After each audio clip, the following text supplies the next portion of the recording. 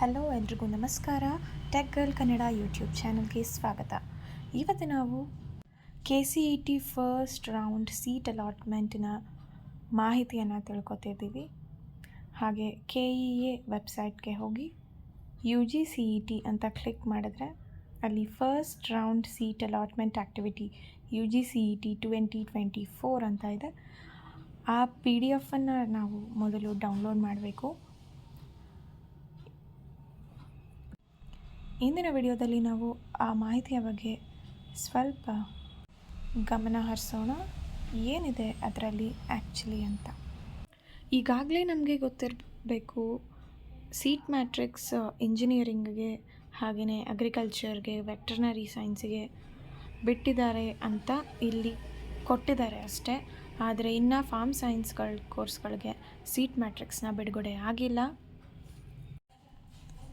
ಸದ್ಯದಲ್ಲೇ ಬಿಡುಗಡೆ ಮಾಡ್ತಾರೆ ಅಂತ ಅಂದ್ಕೊಂಡಿದ್ದೀವಿ.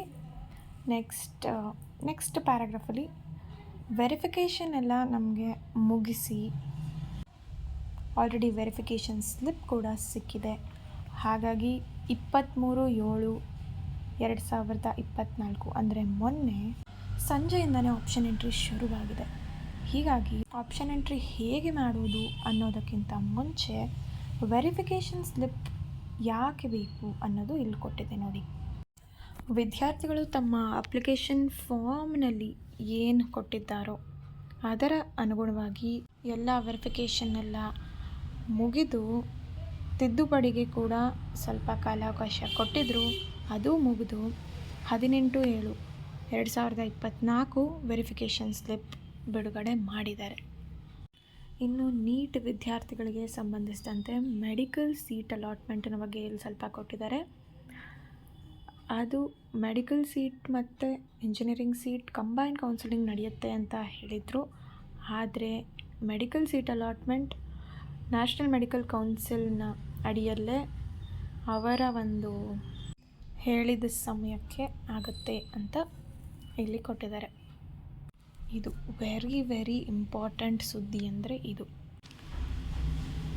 ಮೊದಲ ಸುತ್ತಿನ ಸೀಟು ಹಂಚಿಕೆ ಚಟುವಟಿಕೆಗಳ ವಿವರ ಅಂತ. ಇದೇನು ಅಂದರೆ ಟೈಮ್ ಟೇಬಲ್ ಅಂತ ಕಳೆದ ವರ್ಷದಲ್ಲೆಲ್ಲ ಕೊಡ್ತಿದ್ರು. ಆದರೆ ಇವಾಗ ಇವರು ಡೇಟನ್ನು ಅನೌನ್ಸ್ ಮಾಡಿದ್ದಾರೆ, ಆಪ್ಷನ್ ಎಂಟ್ರಿ ಡೇಟನ್ನು. ಆದರೆ ರಿಸಲ್ಟ್ ಡೇಟನ್ನು ಯಾವುದೇ ರೀತಿಯಲ್ಲಿ ಅನೌನ್ಸ್ ಮಾಡಿಲ್ಲ. ಅದ್ರ ಬದಲು ಇವರು ದಿನಗಳ ಹಾಗೆ ಕೊಟ್ಟಿದ್ದಾರೆ. ನಮಗೆಲ್ಲ ಈಗೆಲ್ಲರಿಗೂ ಗೊತ್ತಿರೋ ಹಾಗೆ 23/7/2024 ಅಂದರೆ ಮೊನ್ನೆ ಆಪ್ಷನ್ ಎಂಟ್ರಿಗೆ ಪೋರ್ಟಲ್ನ ತೆರೆಯಲಾಗಿದೆ. ಅದರಲ್ಲಿ ನಮಗೆ ಆಪ್ಷನ್ ಎಂಟ್ರಿ ಮಾಡಲು ಅವಕಾಶ ಕೂಡ ನೀಡಲಾಗಿದೆ. ಮುಂದಿನ ವಿಡಿಯೋಗಳಲ್ಲಿ ಆಪ್ಷನ್ ಎಂಟ್ರಿ ಹೇಗೆ ಮಾಡೋದು ಅಂತ ಕೂಡ ತಿಳಿಸ್ಕೊಡ್ತೀನಿ. ಈ ವಿಡಿಯೋನ ಪೂರ್ತಿ ತಪ್ಪದೇ ನೋಡಿ, ಪೂರ್ತಿ ಮಾಹಿತಿಯನ್ನು ತಿಳಿದುಕೊಳ್ಬೇಕಾಗಿ ವಿನಂತಿ. 23ರಿಂದ 7 ದಿನಗಳ ಕಾಲ ಅಂದರೆ 30 ಅಥವಾ 31ರವರೆಗೂ ನಿಮಗೆ ಆಪ್ಷನ್ ಎಂಟ್ರಿ ತೆರೆಯಲಾಗಿರುತ್ತೆ. ಹಾಗೆಯೇ ಮುಂದಿನ ಪ್ರಕ್ರಿಯೆ ಏನಂದರೆ ಮಾಕ್ ಸೀಟ್ ಅಲಾಟ್ಮೆಂಟ್. ಅಂದರೆ ಇದು ಡಮ್ಮಿ ಅಲಾಟ್ಮೆಂಟ್. ನಿಮಗೊಂದು ಎಕ್ಸ್ಪೀರಿಯನ್ಸಿಗೋಸ್ಕರ, ಒಂದು ತಿಳುವಳಿಕೆಗೋಸ್ಕರ ಮಾಡುವಂಥ ಒಂದು ಮಾಕ್ ಸೀಟ್ ಅಲಾಟ್ಮೆಂಟ್. ಇದು ಒಂದು 30 ಹೇಳಿದ್ನಲ್ಲ, ಅದಾಗಿ ಒಂದು 3-4 ದಿನಕ್ಕೆ ಮಾಡುವಂಥ ಸೂಚನೆ ಇದೆ. ಆದರೆ ಗೊತ್ತಿಲ್ಲ, ಅದಕ್ಕೆ ಅವರು ಕರೆಕ್ಟಾಗಿ ಡೇಟನ್ನು ಅನೌನ್ಸ್ ಮಾಡಿಲ್ಲ.